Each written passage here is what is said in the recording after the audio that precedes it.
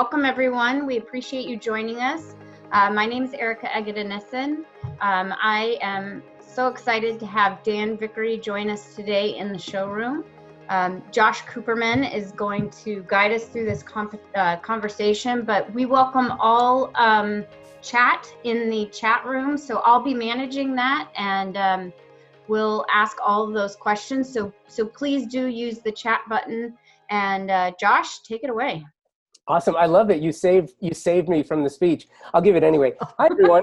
Welcome. Thank you for joining us. It's really interesting. I had a conversation with a designer recently about these very conversations and this platform that we're seeing each other on a screen instead of in person at one of the many events that we usually go to. Thank you for your time. Thank you for joining us. This is the showroom. It's a partnership between Walker Zanger and Convo by Design. I am the host and publisher of Convo by Design, a podcast for you, the design community, as well as the associate publisher and online editor for Interiors California magazine. Today, we are with Dan Vickery. And Dan, I'm going to let you introduce yourself in just a minute, but we're talking about a lot of things that I think designers are going to find relevant today, from reality TV to slabs, tile, and stone. So I really appreciate everyone taking the time to join us. Like Erica said, if you have questions, the chat feature down below, please type your questions in at any time so we can get to them.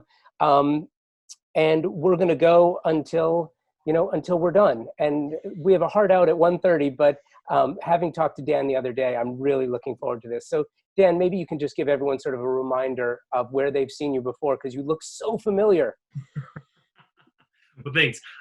So I grew up in Eastern Oregon, little tiny farm town, went to school at the University of Oregon, but have been in LA for just over 10 years. I was on season 4 of Design Star, where I got runner-up, got fan favorite, had an online show with them. I've done some specials with HGTV, a couple of specials on TLC, and had a series up in Canada on Canadian HGTV, Love It or List at Vacation Homes, and am currently shooting a new show for HGTV due to air this fall, assuming COVID lets us continue to air, to continue to shoot, called Frozen in Time with Maureen McCormick, who is most known for her role as Marsha Brady on The Brady Bunch. Marsha. Love that.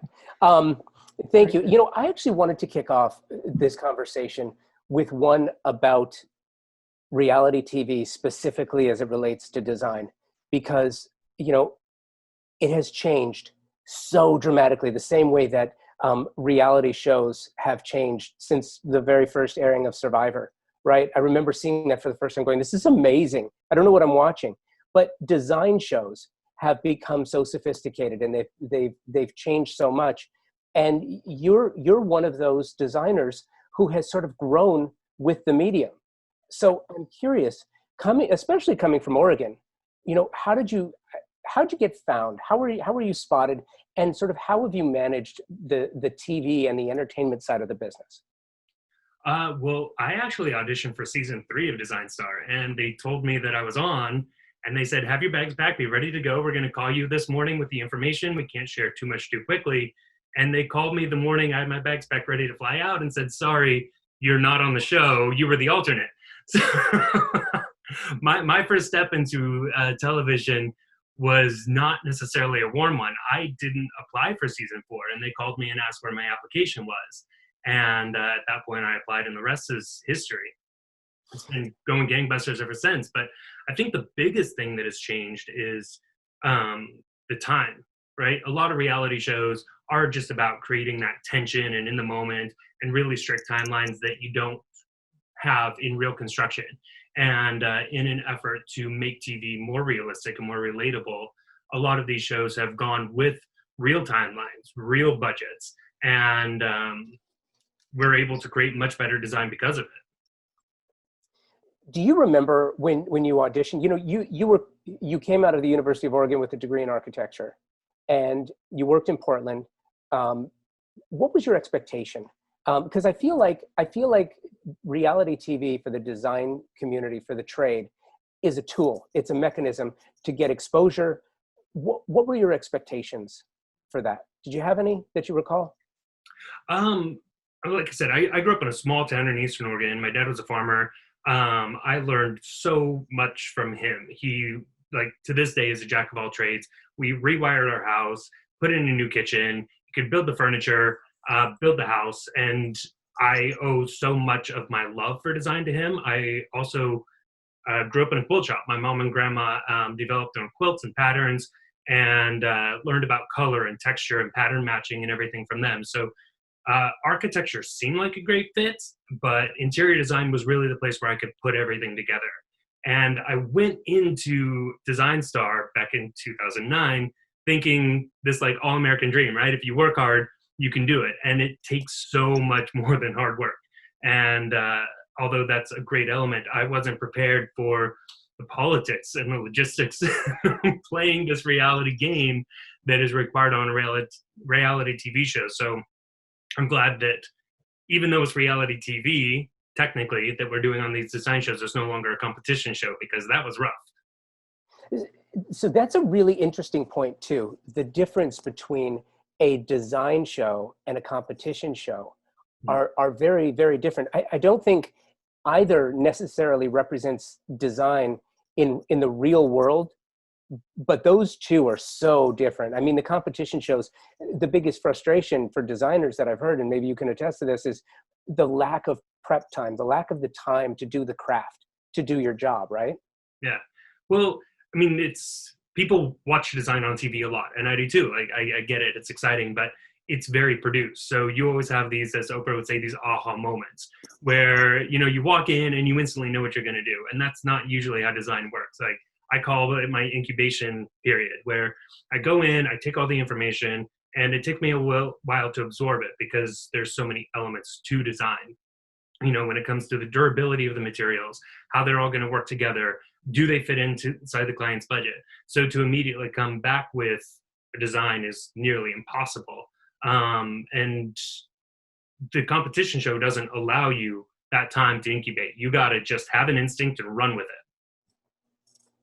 I think that's a really interesting point too, especially as it relates to the artistic side of designers, right? What you learn from TV, if you're paying attention, is that you have to take advantage of those moments, right? And those moments happen in real life too. And sometimes if you're not cognizant of them and aware of them as a designer, you miss them. And do you feel like you sort of, like it was a training ground for you to learn maybe the media side of design, the moments, how to capture the moments, how to maybe, I don't know if this sounds right, but how to script your work? Yeah, I would say very much. I grew up in a family full of artists, and I think that I try to let art drive my design as much as possible, but at the end of the day, it always has to be functional. So that was an opportunity to really just, like, push the art and push the experience that I wanted the user to have first, and then make sure that the function followed. And when you slow down and take the time, I feel like it almost becomes the opposite. The function becomes first, and sometimes you lose the art. And that's sad, because there's so many great moments and so many great materials out there. And what I love about design is it's constantly evolving, right? It's 2020. Design has been going on for hundreds of years, but every year there's so many new materials out there. And if you work with your vendors, talk to your contractors, you can come up with new and interesting ways to make these materials work for you in a way that they weren't necessarily anticipated to be used. I love that you bring that up, because that is really a great segue into what we're talking about today. See, you've totally learned the media game. I love it. You set it up for me. Not a little practice, Josh. I'm on your side. You just set it up. It's the softball pitch. When we talk about materials, and it's really interesting. I've been really looking forward to this conversation with you, because as I tell people all the time, I'm neither an architect nor a designer. I'm a fan. I'm a journalist, and I love telling the stories, or really allowing you to tell the stories, because you're the craftsman, you're the artist, you're the creator, and your stories are amazing. Something interesting that happened to me this week as I was preparing for this, we're talking about stone, and we're talking about slabs. And I had a designer talk to me about this who said, and I appreciate their honesty, it's someone I respect and I love their work. And they said, I'm a little nervous. I'm still nervous about slabs because, pre-cut tile, it's a known quantity that it's much easier to work with. Slabs are like the wild, wild west of materials. There's so much that goes into it. And the first thing I wanted to ask you about is specifically when it comes to slabs, regardless of the material that you're choosing, be it granite or marble, the relationship between the showroom, your fabricator, and the designer. When did you first, do you feel comfortable, and comfortable is a relative word, but when did you first start working at the way you do with these materials and doing it with a level of comfort that you do? So I was working for a home builder, like custom residential builder in Portland, right out of school, designing custom homes. And it was a small business. It was me and an interior designer running the entire design for as many as, 13 to 20 houses being built at the same time. And I was relying a lot on the interior designer, and she was relying a lot on me, and we're all nervous, right? This is something that somebody's going to live with for hopefully the rest of their life, if not a long, long time. And countertops get beat up. So it has to be not only a beautiful material, but an incredibly durable material. And interior design is huge, right? We're dealing with fabrics, furniture, wood, tile, slabs. Like it's too much knowledge for any one person to hold in their head. So I rely really heavily on my vendors and my contractors. I am learning every day. It's one of the best parts of my job, but I can't be on the cutting edge of all of the technology at all times. So I've been in the showroom with Erica many times, walking the slab room, talking about slabs, like just running up to something like, oh my gosh, I love this. I want to put this in the house. And she'll shake her head and say, it's too soft. You can do it, but it's going to eventually deteriorate and fall apart. This is something, that we would use in a bathroom, not a kitchen. And it's that back and forth, I think, that develops those opportunities for great design, where if I do absolutely fall in love with something, I'm not going to just take no for an answer. I might push it. I might, do my own research and technology development and try to figure out how we can make this product stronger, why it's weak. And if the answer ends up being no, that's what it is. And now I know for the future, but we may be able to use the material in a way that nobody originally intentioned. And everybody ends up happy because of it. Everybody wants a one-of-a-kind kitchen. How exciting is that too? And I think that's one of, for me as an outsider kind of looking in, that would be one of the most exciting aspects of this for me. For someone like you, as incredibly talented as you are, to basically have resources for someone to say, here's what you can do with the material. Here's the performance value. Here's how it's going to work. What can you do with it? Do you have one fabricator, one manufacturer or fabricator that you work with primarily, or do you have different ones basically for different tasks? Oh, just like a doctor, I always get a second opinion. You do. If my favorite guy says, no, I can't do that, I've got a list of guys and I'm going to call the next one on the line and say, are you sure? Because I think this is going to be fantastic. And maybe I'm stubborn. Maybe it's just passion. Like it's two sides of the same coin, right? Sometimes our best assets are worst. But when I have a vision, I do everything I can to see it through. And like I said before, if the answer is no, I can accept that, but I'm not going to accept that no until I've pushed every avenue possible. And, if you're told a certain sort of stone is too soft, is there a sealant out there that I can put on it to make it stronger? If it's polished, is it more durable than if it's honed? What can I do to manipulate this material to make it work for me? So backing up a second, I'm curious what kind of shopper you are. I've sort of determined that there's really two types. There's the type that wants to go in and look at slab after slab after, and you want to just look at them and feel them and knock them around a little bit. And then there's the kind that will do a little bit of research prior to going in and maybe have an idea of what you want when you get there. Conversely, one side is, performance based. The other side is, I'll know it when I see it, and then I'll try to figure out if it can work for what I want it to do. I would say I'm somewhere in the middle. I generally have an idea of what material I'm looking for going in, and may have some inspiration images, may have specific material types listed that I'll go in and ask Erica if she has this available.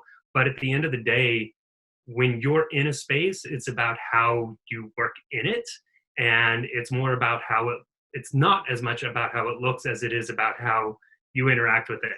So I want to sexually assault these materials, right? I want to get my hands on them. I want to know how it feels. I want to know how it's going to function. I want to know how to get everything I want out of it. And that you can't do that without being in the showroom. So here's the other part of that too. And I didn't realize this recently. For those watching, you will hear, or listening when we play this on Confo by Design as an episode, you will hear Dan constantly refer to Erica. Erica is with Walker Zanger. I didn't really realize this before, but you've got a very long relationship with Walker Zanger. I want to say it goes back about a decade. Yes? Yeah, I first started working with Walker Zanger in 2009 when I first moved to LA, and to this day, they're my go-to for tile and slab. And I think that's really important, and I'll tell you why. Because nowadays, it's challenging and it's hard to find people who have your back. You know what I mean? And especially when let's be real frank and honest for a minute. Mistakes are made all the time, especially in design. The wrong product is specified. Maybe the wrong slab shows up. Maybe things go wrong all the time. But the telltale sign of a true partner is the one that they have your back at all times, and they work with you through those things. And it sounds to me like you have this relationship with Walker Zanger as a manufacturing partner of yours.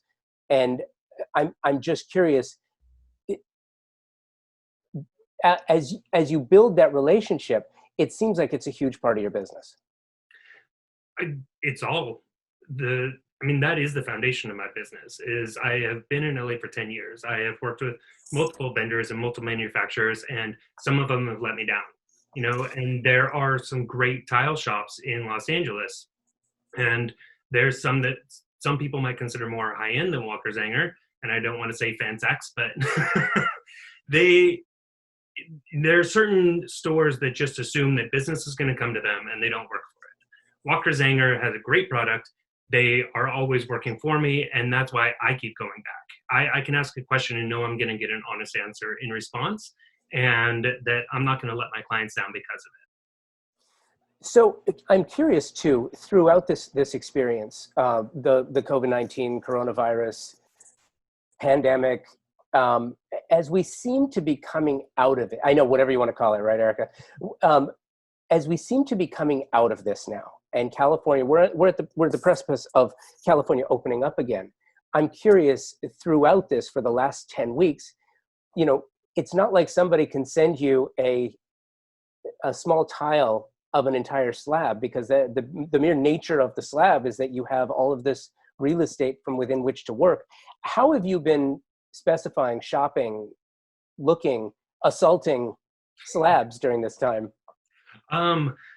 Actually, as luck would have it, this has happened at a very good time in my schedule. I had just wrapped up a bunch of projects. I have a bunch of projects getting ready to launch. So I have been in touch with my vendors about products. I just last week started going back out to showrooms and collecting samples, collecting materials, seeing entire pieces, because it's more than just slab. If you're looking at flooring and someone sends you a 6-inch sample, you don't know, right? It could still be full of knots, full of extra distressing that you don't see in that one piece. So I don't know how I would have dealt with it. Honestly, I think I would have told some of my clients to just put stuff on hold, because if you're going to live with this for the rest of your life, 4 weeks isn't going to make a difference. But like I said, I've been fortunate where the timing of all of this has worked very well with my schedule. What are some of your favorite techniques to do with slabs. We had a conversation in advance of this, and I sort of have to share the fact that I am not an expert on tile, stone, slabs, marble, granite. I mean, I'm a fan of beautiful things, and I'm a fan of craftsmanship and of work, but there are certain things that you walk in and you look at a slab. I can look at a slab with certain types of veining and see one thing. You can look at that same slab, and knowing what you know with that institutional knowledge, and even working with your fabricator to say, hey, you know what, if I split it here, flipped it around, I could get a waterfall where the vein, see, I just learned this week. You can do things like that. And I'm curious how you approach the material itself.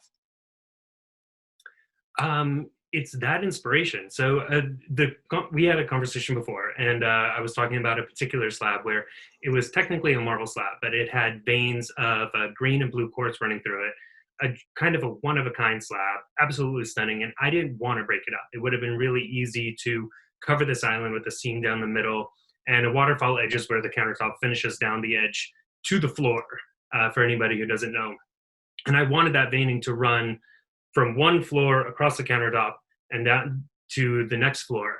But once we put a solid slab on top with no seams, the next slab didn't line up on both ends. And when you get a slab from a slab yard, normally one side is finished. But I sat with the manufacturer and we figured out that if we actually turned the slab upside down and I had them refinish the unfinished side, we could get that veining to nearly line up perfectly and have this like solid stripe of color running all the way across. So the manufacturer didn't want to do it. He'd already given me a timeline, and now I was adding extra work to that timeline. But you know, we worked together and we came up with a solution that created something that looked like it came right out of the ground. And I think that's one of the best parts of design, is when it's so natural that you don't see all the work that goes behind it.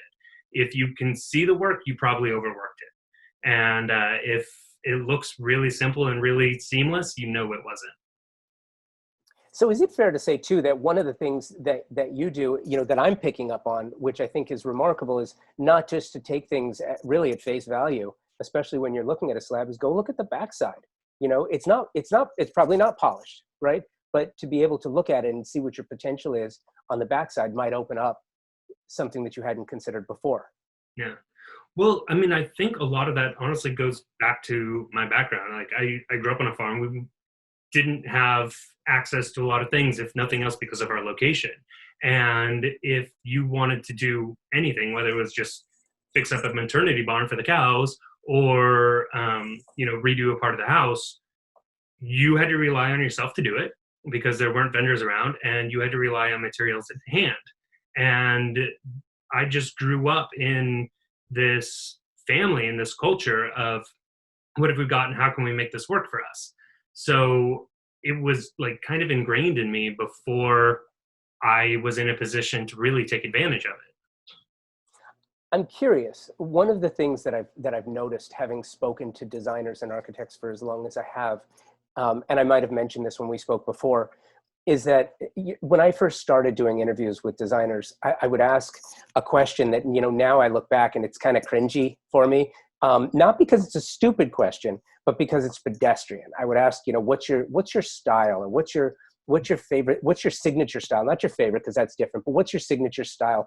And I realized that some of the best designers, some of the best creators, they don't have a style, because by the mere nature of their art and their work, they can do whatever they're asked to do. But what I did notice is that the best all seem to have a fingerprint. Like, you can look at their work and the style will be vastly different, but you can always tell by the craftsmanship, and you can tell by the style that they in which they perform the work, that it's that fingerprint that makes their work so special. You're very much like that. And I'm curious, growing up in an environment where you had to manufacture materials, where you had to work with what you had to make it work, has that affected your high-end design now? Because you can find whatever you want, right? Yeah. I think it's affected me in a great way. You're right. Everybody asks, "What's your style?" And I feel it's a hard thing to answer as a designer because people are always looking for a specific answer. And if you don't give the answer they're looking for, they assume that you're not going to be able to do what they want. And like you said, that's not necessarily true. A great designer takes your client's style and elevates it. You know, it's obviously always going to have an influence of what I personally think is great, but I think that my design is like contemporary or historic. I don't, I'm personally not drawn to homes that look like they were built, right? Where everything is the greatest, newest technology because it has no history. And if it doesn't have a history, then in 5 years, it's going to look 5 years old. As soon as you start to integrate, you know, layers of design, whether it is the architecture, whether it's the furniture, you give the home a story. And that story can continue to grow, but if it doesn't have a story to start with, it's almost missing its soul. So the materials and reintroduction and different ways that you can use that adds to that story. You know, you can say like, look, this used to be a paneling in the dining room. We completely remodeled this house, but we kept the paneling and we reused it here as a surface treatment. And then the house still keeps its original story. I wouldn't have that. I wouldn't have the drive to do that if I didn't grow up that way. I mean, we were building forts on a ditch in the backyard when I was 3 and 4 years old, and it was that, right? Like just grabbing a tarp, grabbing some old logs that Dad wasn't using anymore, and making something that then progresses into this. Like, how do we take that creativity and that interest and make it something that's really beautiful and really elegant? So along those lines, you know, we were talking before about taking product and changing product and making it do different things. And we started talking about, we had a conversation before about porcelain and the use of porcelain and this Socolo method where you're basically taking a thinner version of it so that you can use it in different ways. And you were telling some great stories. I was wondering if you could sort of repeat the way that you can use this and the things that you could do with it now that maybe we couldn't do with this type of product before. Right. So, I mean, tiles used to be made small because, I mean, tiles have been made for thousands of years, right? And they were always made by hand. And we've just like, companies have started developing the technology to make slabs, like 5 foot by 8 foot giant tiles that are less than a ½ inch thick. And they're one of the most durable materials that man can make. So to be able to put that on a countertop, have it clean, have it beautiful, and know that it is going to last for the next 100 years versus a marble countertop, which is maybe going to last for the next 5 if it's not properly treated, is a great gift to give to your client. You don't want them to have to worry about things, right? My grandma used to say, you know, the little stuff will get you down. And that is like when a big moment in your life comes, you deal with it because you're forced to. But it's the little things like the dishes and the kids and the laundry and stuff that like pile up because if you're not always paying attention to it, it'll ruin you. And you don't want your countertops, you don't want your home, you don't want your space to be one of those things, right? Everything should be as seamless and easy as possible so that people can focus on the big things and not worry about the little things. There was also, sorry to jump in, but we got a question in chat, and the question was, what's easier to install, a porcelain or a stone slab? And what's the pros and cons? And I think we've, Dan sort of touched on the pros and cons. So I think we've answered that part. Dan, do you have any insights on the installation of porcelain slabs over stone, or well, like talk everything, to fabricators about that? Yeah, there's 2 issues. They, like a stone has got veining and a pattern running all the way through it, so you can cut it however you want, and you'll always see that. Porcelain countertop has only got the pattern on the top, and then the edge is revealed porcelain. So you're forced to do an eased edge with that, which is my favorite, but if it's not yours, then that's going to be a problem for you. The other issue is because it is a fairly new technology and it requires a different blade to cut it, some manufacturers are a little bit hesitant and may charge you more just because it's a new technology.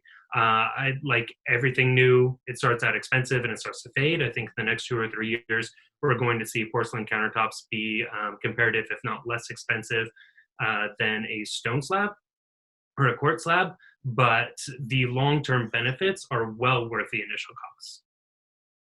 And as far as the care, they're way easier to care for. Oh, there's no care. Yeah. I mean, you think about a porcelain tile in your shower that's, been there since the 1950s. That's part of the reason why these bathrooms aren't getting redone, because they're lasting. We don't like the way they look, but they're durable. Exactly. Well, and there's new uses too, which I think is really interesting. You had also mentioned before, which bears repeating, that, you can now take a thinly cut porcelain and put it up around a kitchen vent, a kitchen hood, and create an entirely new look. Well, and I think that's the other great thing about a porcelain is that stone is what it is, right? We can't manipulate it. We can go into the slab yard and we can select different stones. Porcelain, depending on your manufacturer, can be anything. It can come with a hone finish. It can come with a marble look. It can come looking like a piece of slate. So it can look as natural or as unnatural as you want depending on the sort of design that you're trying to push. You talk about stone and the fact that you can't change it, but there are some ways that you can actually. And we were talking about terrazzo. Mm-hmm. And I love your ideas and thoughts on terrazzo and how you can use it and how you have used it. And I'm wondering if maybe you'd share some of your favorite uses for that. Yeah. So for anyone who's not familiar, terrazzo it's a art form that's been around for hundreds of years. It was started by the Italians, where you would take pieces of granite, glass, other stones, sometimes shell, and mix it in with a really fine grained concrete, and then sand it down to a really smooth finish. It's used to this day in a lot of commercial spaces. I'm sure we've all seen it in an airport, but just by changing the scale of the materials that are put into it, it feels like a totally new material. And Walker Zanger does have a new slab out, well, fairly new, where terrazzo is a full slab and not just tiles, right? We have this technology where everything doesn't have to be made by hand, so the scale of it can increase, just like the porcelain slabs. I put it into a home recently that was on the beach, and it was perfect because it did what we were talking about. It added to the story. It had a sense of instant history. It felt like it could have been there for a long time. And then you get this beach feel because of the glass and the shell that are inside of it. But it's almost something that you don't have to think about, which is another thing that I try to influence in design, or try to put in every design, where it tells a story, right? You should see it, get it, understand it, know that it's beautiful.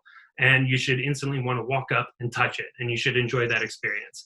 And then 3 or 4 years later, you should discover something about it that you didn't know, which is that, like, oh, there's actually shells in my countertop? I had no idea. And those are the things that keep design alive, where there's layers of interest and intrigue that you wait for people to discover. I love that. And I love that you said that, because it's absolutely true. I mean, the surprise and delight that you can look at something 5 years later and say, wait a minute, I didn't know there were shells in that. But it's interesting too, isn't it, that if this is a material that they would use on the floor of an airport, I think it's gonna do okay in your house. Yep. And that's the whole point, is we're not creating any extra worry or stress for the client. Where if anything, we're reducing it anytime we can. Yeah, and this is also a product that is heavily used in South Florida, Palm Springs, mm-hmm. and any other mid-century modern location, simply because it is.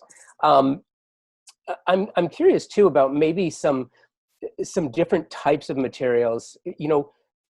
Specifically, what comes to mind is marble, and I think that there is a healthy fear of marble on some parts, and you explain it so elegantly and eloquently about, here's what to be afraid of. If you take care of it, you have to make a commitment to marble, don't you? Well, yeah, elegant and eloquent. I'm eloquent. Yeah, it's a conversation, because it has been a fad for the last, I would say, 8 to 10 years to have marble in your kitchen. And there's no denying that it's visually stunning, but it's a lot of work and a lot of labor. And there's always a conversation with clients at the beginning when they say, I want this, okay, but get ready, because you're going to be sealing this every year. And if you forget, you're going to pay for it. If you spill red wine, if you spill lemon juice, it's going to start to eat into the stone. It's been around for a long time because it's stunning, but it is also very soft. And maybe we can put this in your bathroom instead. No acid. I don't know. I love that we're getting away from the marble a little bit, though. Like, kitchens for so long have been white, and white is beautiful. White has this association with being sterile, which everybody wants in their kitchen. You know, you can wipe it down, see that it's white, know that it's clean, versus something like a black granite countertop, which, you know, people were getting away from for a long time. But as we were talking, if you refinish it in a different way, it can have a totally different look. We've all seen a 90s kitchen with a polished black granite countertop, and it makes you cringe. But by honing it, it has that touch me experience that we were talking about before too, where it's a hard, durable material that's going to last a long time, but it feels soft. You feel like your countertop is covered in leather. And that's something that's not going to go away. So those conversations, sometimes the clients come back and say, yeah, okay, that sounds great, but I really want white marble. And at that point, it's up to them. I've given them all the information I can. They know the risk that they're taking. And if we can push them in a direction that is going to be better for their lifestyle, then that's what I'm here to do. One innovative product that we're not really allowed to talk or show images from the project, but Dan, you did just use our Magna, which is made out of recycled glass, in a bathroom, and that's glass slabs is also another innovation that we're just going to see a little bit more and more of. And I think especially as COVID may affect design, I think that glass slabs is probably an area that we might see a little bit more use from. Right. So this is one of those instances where I was trying to tell a story, and Erica showed me the Magna slabs, and it is literally like tiny chunks of recycled and broken down bottles smashed together and melted down just enough to join, but you can still see all of the seams. So we did it comes in a brown, a blue, a clear, a light green, a dark green, like any color that a glass bottle comes in, made over in Germany. But it told the story for me, right? That was an instance where I didn't have to add anything to it. I didn't have to manipulate it. The material was already telling the story, and that was in that same beach house. And it went in the bathroom because glass, while a beautiful and durable material, can scratch. So maybe not a great material to use in your kitchen where you've got pots and pans and stuff constantly scratching the surface. But in a bathroom where soap is the hardest thing that's going to get on it, it's fantastic. And you can see into it, and it's reflective and absorptive. And if you have a chance to look it up or see it in person, go for it. It's a stunning material. And I agree with you, Erica. We're going to see so much more of this. How is that material to work with and fabricate? Is there anything difficult about it? The fact that it is glass and it has some transparency means that you can see through to the rough top of your counter. So we had to just, walk through with a manufacturer who never uses before the necessary steps. Instead of just putting down rough ply, we had to paint it. Instead of using your standard adhesive, we had to use an adhesive that was white or clear because you were going to see through it. But then with a white background and sconces and lights coming down on it, it creates this instant luminosity that looks like it's almost underlit without being. Does that also give you the opportunity? I'm imagining you get a new toy, you get this new product where you can actually affect the treatment that's underneath. You can actually try some new things underneath that might reflect through that you hadn't considered before. Well, yeah, or it's that fear that you were talking about before. yeah, that too. Never use this, right? So at that point, you go into instant fight mode. Like, okay, what could possibly go wrong? What can I do to make this as right as possible from the get-go? And again, like we're saying, it's about relationships. Like I relied on Erica and Marisol from Walk to Zanger. Like, okay, I haven't ever done this. I need your help. I want to make this fantastic. What do I do? And that's an interesting question too, because it leads into sort of the next phase and sort of the discovery part of the conversation. kitchens have taken a turn over the last 5 years. And I first noticed this at KBIS a couple of years ago. There is an approach to artistic backsplashes that I hadn't seen before that. There is a conscious effort on the part of the appliance manufacturers to take certain appliances and put them in drawers, to take certain things that you would normally see to make them unseen, that the cabinet manufacturers provide, these opportunities for paneling. That enables the designer to look at new opportunities. And I've seen some stunning things done. I think some of your projects as well. I'm curious your idea about the artistry in the kitchen and the artistry in the bathroom, specifically as it relates to these materials, that's allowed you as a designer to tell a more detailed story. Well, I think it's all about the intention. And design is always a balance, right? You want to create points of interest that people are drawn to, but you don't want so much going on that it's chaotic. And you can have a busy, like highly veined countertop because it's flat and your eye like grazes across it. But the second you take a material with that much interest and put it up on a backsplash, you're constantly looking at it. So that can be a great feature, but then because it's so busy, how do you balance that in a kitchen? Maybe you do that by making all of your cabinets seamless and, like you say, do a panel-ready refrigerator so that it literally disappears behind the wood and it matches the rest of the cabinetry. Same with the dishwasher. Anything that's utilitarian and you can kind of whitewash in your design can actually work for you. And then there's moments like a stove. Stoves have come a long way. They don't just function for us. They've become pieces of art. So how do we highlight that? And how do we accent that? And, if we've got this fantastic range, which because it's getting hot, because it's always being washed, we can't cover it in anything. It just is what it is. But we highlight it with a recessed hood that is surrounded by a stone. So now we've got a statement from floor to ceiling that joins the two materials together and creates a focal point that allows you to not realize like, oh, I don't even see a refrigerator in here. Well, that's because it's hidden behind a wall, but you didn't notice and you didn't think about it because you're so focused on the beauty of the backsplash and the stove and the hood. Don't you find too, maybe this is a stupid question, it's fine if it is, but one of the things I notice is sometimes I've walked into kitchens before where things are so well hidden that I can't find them. I have walked into a kitchen before and been unable to find the refrigerator just by the mere panel. Everything's paneled or everything's in drawers. Couldn't find a thing, which I think is kind of a cool touch if you're the homeowner and you know where everything is. But you think you kind of run the risk of overcomplicating the room?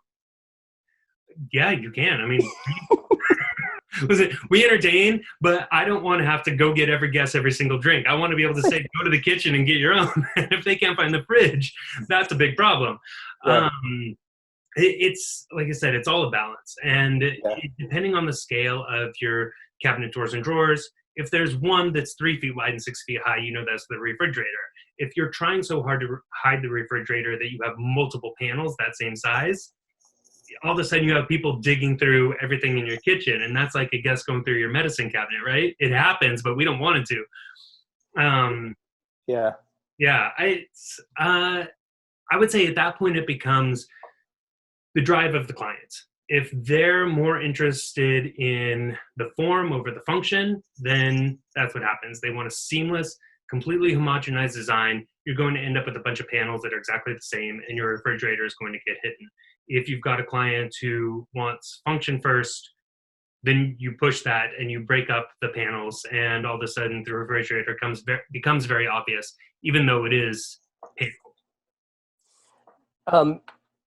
I wanted to actually touch base on this in the few minutes that we have left. I wanted to actually know, what can you tell us about the new show? When does the new show come out? So we are still airing, and we are hoping to be on HGTV end of July, but if we can't get started shooting really soon, that may not happen, but sometime this fall for sure. How much can you talk about the idea and the concept? Can you talk about it? Yeah, so the show is called Frozen in Time, and like I said, my co-host is Maureen McCormick, Marsha Brady, and we are taking houses that are stuck in the 50s, 60s, or 70s and bringing them to the future, but holding on to the best parts of that era. So there was such a boom in design starting in the 50s, especially in America, that there's a lot of things that people crave now. Like everything has become so sleek that I think we are losing like the human nature of design, and to like mix the two is a great opportunity. Aside from Avocado and Harvest Gold, are there any, do you have any favorites, things that you've seen from past generations that when you see again, you go out, you try to save, you try to reincorporate into the design? Are there any things like that, or is everything just individual on a case by case? I think that there's different things from different eras. So 1950s design really became about integrating nature into design. And I feel like that's something we've lost. Like we are, for some reason, continuing to separate ourselves from nature, and like big open windows, bringing plants inside, wood paneling on the walls. I'm not promoting 1950s wood paneling, but the idea is good. And that, continued to influence design up through the 70s, where you would have ranch homes with big open vaulted ceilings and floor to ceiling windows that for the first time started to work their way up into the gables and take advantage of every inch of sunlight. And then they would, instead of paneling on the wall, would bring the nature in with beams and ceiling joists and exposed wood up above you that, in a way, whether you think about it or not, are mimicking tree branches over your head. And we've gotten to a point where everybody is trying to make a house as cheap as they can, right? Every design I do, a contractor is looking at saying, I can do this for this price per square foot. And the client immediately says, well, that's over my budget. And they want to get it down. And that's when you start to lose those things, right? You're always going to have heating and air conditioning. You're always going to have plumbing. There are things that cost a certain amount, but it's the things that you touch and the things that you see that create the experience in the home. And they may increase your price per square foot to build, but they're the things that you're going to appreciate the most down the road. Is there an era in all of the eras, because the design is vastly different between the 50s, 60s, and I think then there was a major shift in the 70s. And then there was again a major shift in the 80s into maybe halfway through the 90s. And then again, it's interesting how these shifts take place. Do you have a favorite era? Not that you want to design it or even live in it, but do you have a favorite? To be honest, I think it's easy to say today is the best day, but we have really reached a point where people are starting to appreciate everything that they've lost. And people aren't as quick to just get rid of things, right? We've reached an age of like reusing and recycling. And that can be done in a lot of different ways, whether you're taking an old, beautiful appliance and having it reworked so that, it's a natural gas versus propane, or you are just going out and taking reclaimed wood and bringing it into your home versus a sheetrock wall. There's a growing appreciation for things with historic value and for not just throwing things away and moving on to the next new thing. And it's really influencing design and doing what I love most, telling a story. Absolutely. And cannot wait for the show. So I wish you Godspeed, best of luck when it comes to that. I hope you guys get back to production sooner rather than later. And I cannot tell you how much I appreciate the time here. And for you guys who are watching, for everyone watching, please go to Dan's website, because I was telling him when he first got here that the cocktails that he's making on the website are amazing. And I've already learned 2 recipes and I can't wait to try them out. So Walker, Zanger, Erica, thank you very much for doing this. Dan, thank you very much for joining us today. Thank you, Josh. It's been great. It's been great. Thank you. And thank you all for watching. Have a great day, okay?